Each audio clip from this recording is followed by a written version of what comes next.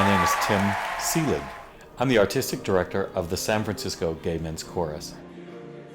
About 6 years ago, I was invited to be the guest conductor, and right on the front row was this just charming guy ready to sing with a cane. They introduced him as Ross Woodall, who at that point was losing his sight, or it was almost gone, but was right in there doing all the choreography and etc.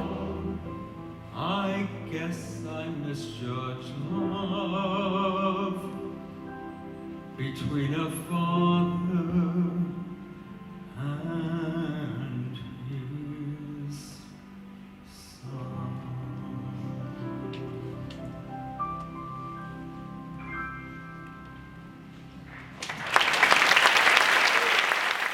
My name is Jennifer Price. I am a hepatologist here at UCSF, which means a liver specialist. He has a condition called portal hypertension, which means that he has high blood pressure in the blood vessels that go to the liver to return to the heart. And there are several complications of portal hypertension. Having these complications that Ross has had, including the ascites, that fluid can become infected, and that is often a life-threatening infection that can lead to the kidneys shutting down and kidney failure. My name is Anna Marie. I am a live donor nurse practitioner for UCSF. So if somebody needs a liver transplant, what they have to do is they have to come to a center that does transplant evaluations and does the transplants themselves. So they have to come in, undergo an evaluation. So they meet with a hepatologist, they'll meet with a social worker, they'll also meet with the surgeon. As far as the criteria as to who can be a living donor, they have to be under the age of 60. They have to have a body mass index of 30 or less. We prefer less.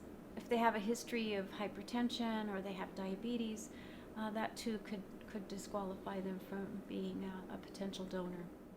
If there are any problems with their incision or they're having some complication from the surgery, then they're instructed to go ahead and call me. So I follow them from the beginning when they come in for consenting up to the point that they've donated and have been are seen in clinic. Yeah, I've kind of gotten to the point with all this, like, I just want to get it over with and move on with life.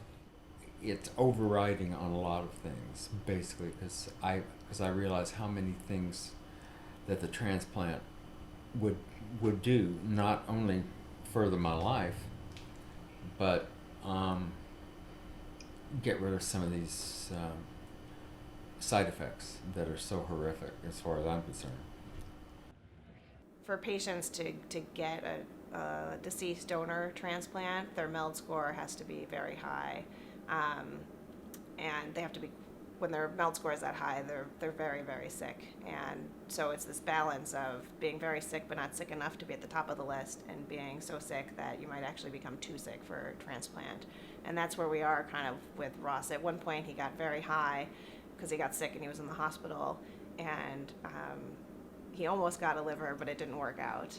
You know, getting a living donor could really mean the difference between life and death for Ross. As cliche as it may sound, it really is our job, chorus members and all the people that know him, to do whatever we can do to make sure that light doesn't go out. And I count the times I have forgotten